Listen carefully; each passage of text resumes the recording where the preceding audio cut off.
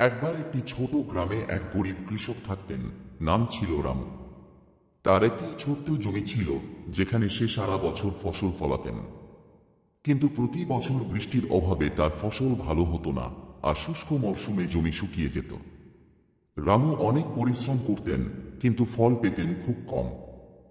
একদিন সেই গ্রামের অন্য এক ধনী কৃষক তার জমি দেখে বলল, রামু, তুমি এত কষ্ট করো, কিন্তু কিছুই পাচ্ছ না।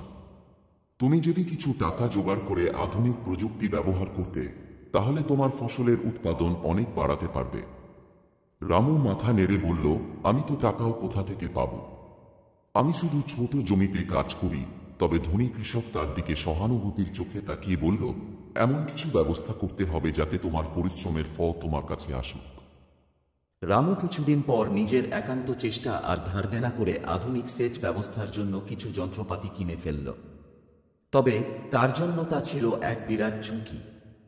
প্রথম দিকে তার পরিশ্রম আর খরচের পরেও কিছুই আসছিল না, কিন্তু সে হাল ছাড়েনি।